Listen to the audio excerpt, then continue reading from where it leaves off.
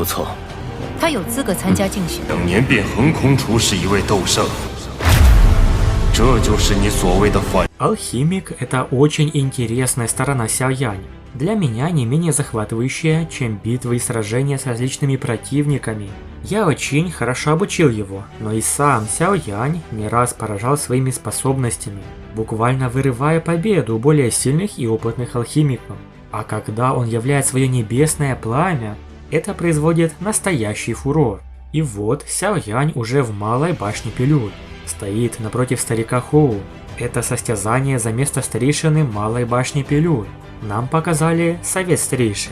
Среди них алхимики 8-го ранга на уровне мнимого святого, а также первый старейшина Леньмо на уровне святого 2 звезд.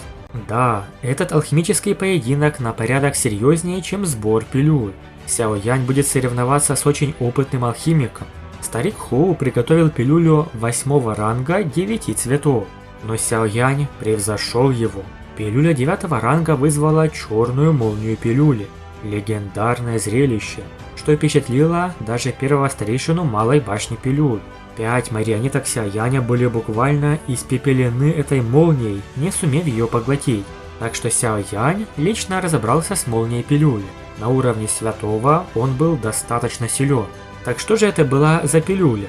Драгоценная пилюля 9-го ранга. Сверкающий свет вспыхнул, а поразительная энергия вырвалась наружу. Пилюля попыталась сбежать, однако Сяо Янь был готов и быстро схватил ее. В мгновение ока пилюля превратилась в весьма большого зверя и взмахнула своими острыми когтями. Произошла небольшая погоня. Наконец пилюля приняла форму человека. Сяо Янь увидел перед собой другого Сяо Янь. Так это и есть драгоценная пилюля 9-го ранга? Она способна принять форму человека. Сяо Янь удивился. Если драгоценная пилюля 9-го ранга позволит уйти, она и вправду может стать мистической сущностью и развиваться как эксперт. Конечно же, возможен и иной сценарий, когда кто-то заметит ее уникальность, захватит и поглотит. Хотя драгоценная пилюля обладает определенным интеллектом, ее силы недостаточно, чтобы сражаться с Сяо Янем. В целом, все были удивлены. Даже здесь, в малой башне пилюль, редко когда-либо встречали пилюли 9-го ранга. Но что это была за пилюля? Какую формулу использовал Сяо Янь? Яо Лао не опознал целебную пилюлю, которую приготовил Сяо Янь. В чем он единственно был уверен, что от нее исходит четкий запах пилюли Бодхисаттвы. Однако сама пилюля во много раз превосходила данную пилюлю. Сяо Янь не стал церемониться с этой пилюлей. Он сжал руку и заключил ее внутри пространства. Она тут же превратилась обратно в изумрудную круглую целебную пилюлю. Старик Хоу держал в руках пылающую красную пилюлю. Однако он понимал, что проиграл Сяо Янь. Мистическая пилюля затища пламенного демона. Целебная пилюля 8-го ранга 9 цветов. Если практик огненной доуцы поглотит ее, то у него появится шанс подвергнуть свою силу значительной трансформации и заметно увеличить боевые способности. Сяо Янь также представил свое творение. Великая пилюля Бодхисаттвы Возвращения. Драгоценная пилюля 9-го ранга. Ее эффект похож на эффект пилюли Бодхисаттвы. Она как минимум удваивает шанс практика прорваться на уровень мнимого святого. Как минимум в 2 раза? Как такое возможно? Объяснения Сяо Яня тут же вызвали шок среди алхимиков. После объяснения Сяо Яня даже выражение лица первого старейшины слегка изменилось. Прорыв на уровень мнимого святого очень грозное препятствие. Обычная пилюля Бодхисаттвы увеличивала на 20% шанс на успешный прорыв. Но эта великая пилюля Бодхисаттвы Возвращения удваивает шанс. Другими словами, почти на 50% увеличивает шанс почтенного воина на прорыв. Если данные новости разнести во внешнем мире, все почтенные воины на пике 9 звезд устремятся к павильону падающей звезды и будут молить об этой пилюле. Великая пилюля Бодхисаттвы Возвращения могла считаться улучшенной версией оригинала. Данную пилюлю Сяо Янь сумел приготовить, основываясь на опыте многих жизней, предоставленных ему древним древом Бодхисаттвы. Он сумел ее приготовить, так как обладает могучим небесным пламенем, а также прошел через усиление сердцем Бодхисаттвы. Даже если посторонний выучит формулу, то не сможет ее приготовить. Итак, первый старейшина Леньмо объявил: Ранг Великой Пилюли Бодхисаттвы Возвращения превосходит ранг мистической пилюли Затишья Пламенного Демона. Итоговый победитель Сяо Янь. Да, именно так. Сяо Янь становится старейшиной Малой Башни Пилюль. Поэтому сторона Альянса получила преимущество в еще один голос. Альянс может и идет вразрез с правилами Башни Эликсиров, но когда приходит определенное время, их стоит нарушить. Зал душ слишком могущественен, а за его спиной стоит клан Хунь. Башне Пилюль стоит заручиться поддержкой ради выживания, сказал первый старейшина. И это так, правила башни.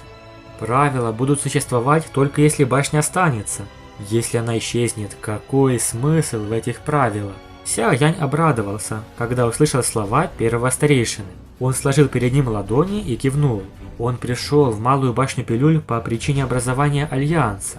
Зал душ захватил несчетное количество душ алхимиков за последние годы. Башня эликсиров обязана взять на себя ответственность по их защите. Если так и продолжится в дальнейшем, алхимики пострадают еще больше. Сяо Янь прямо говорил о нынешней ситуации башни эликсиров.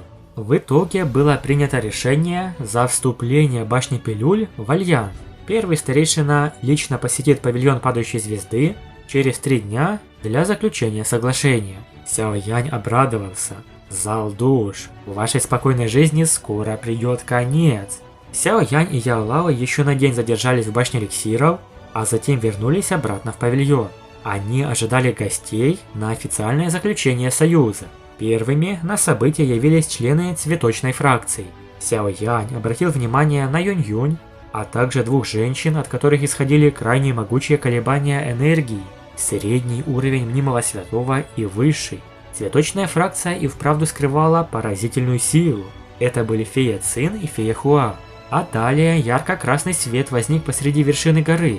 Старик с красными волосами. Его страшная аура заставила даже Сяо Яня нахмуриться в момент его появления.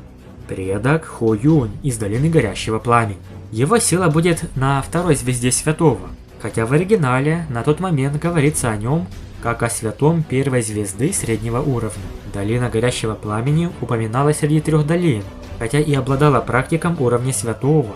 При его присутствии она наверняка была сравнима по силе с фракцией Духовного Неба или Цветочной фракцией. И последними прибыли люди из башни Пилюль. Как обычно, все старые эксперты узнавали друг друга. Например, Хо Юнь из Долины Горящего Пламени имел неплохие отношения с первым старейшиной Линьмо. Все гости заняли свои места и наконец перешли к главной теме. Яо Лао начал говорить об их общем враге – Зал душ. Башня эликсиров пострадала от их рук. Цветочная фракция подавлялась фракцией Бездонного Неба. За этим тоже стоял Зал душ. В прошлом основатель Хо Юнь имел неприятные отношения с Залом душ, но был вынужден терпеть их пренебрежение и оскорбления, так как опасался их силы. Яо Лао прекрасно знал обо всей вражде 3 фракций по отношению к Залу душ. Даже Сяо Янь не знал об этом. Но не стоит говорить о недавнем нападении на павильон Падающей Звезды, что возглавили 2 Тяньцзуна Зала душ. Все присутствующие были согласны со словами Яо Лао. Альянс работает, если будет создан на равных правах. Альянс не будет создан на основе суровых требований, но одно из них будет заключаться в том, что наши фракции и в атаке и защите будут выступать как единое целое. Любой из нас поддержит друг друга при возникновении угрозы. Лишь собственными силами ни одна из наших сторон не сможет справиться с Залом душ. Вот почему мы должны сформировать альянс, теперь уже произнес Сяо Янь. Раз появится альянс, то должен быть и глава альянса. Кто займет его статус? Может быть, Сяо Янь? Не спешите с выводами. Занять этот пост должен человек с огромной силой и репутацией среди посторонних. Фея Цин и предок Хо Юнь сразу же отказались. Решили, что больше всего на эту роль подойдут старший Линьмо из башни Пилюль или Яо Чей. Они самые могущественные, а также обладают огромной репутацией среди людей центральных равнин. Но первый старейшина покачал головой и сказал, что слишком стар. Если бы задача заключалась в мирном существовании, то еще ладно, но глава должен обладать сильным характером и волей к победе. И тоже перевел стрелки на Яо Ченя. Раз так, то тебе не удастся избежать ответственности. Яо Лао горько улыбнулся в ответ. Поколебавшись секунду, он не стал особо оспаривать. Раз все доверяют мне, я временно займу статус главы Альянса. Если появится более подходящий человек, данную роль лучше будет передать ему. Сяо Янь улыбнулся, когда положение главы Альянса передали Яо Лао. Раз глава выбран, теперь стоит поговорить об имени Альянса. Были и такие варианты: всемогущий праведный зал, священный дворец и небесный дворец. В итоге остановились на этом: Альянс Небесного Дворца. Сяо Янь поднял свою кружку, но его выражение внезапно исказилось, прежде чем он успел закончить свою фразу. Он опасным взглядом повернулся в центр зала, так как пространство в нем вдруг пошло рябью. Плотный черный туман вырвался из прорехи в пространстве, и почти сразу же послышался равнодушный голос по всему залу. Небесный дворец?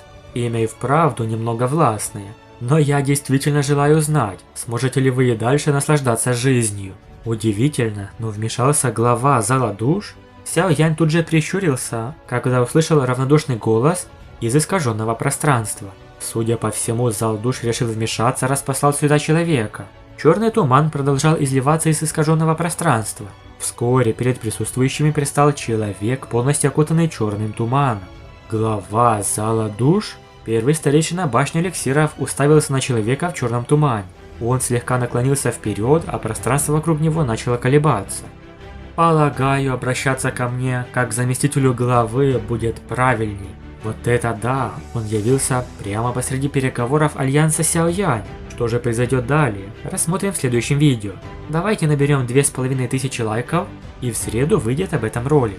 А также подпишитесь, пожалуйста, на мой канал Киномикс. Мы идем к 100 000 подписчиков, и ваша поддержка неоценима. Кроме того, подписавшись, вы не пропустите новые ролики по расколотой битвой Синего Небес, которые, кстати, выходят 3 раза в неделю. Многие не знают об этом. Большое спасибо за просмотр и до скорой встречи!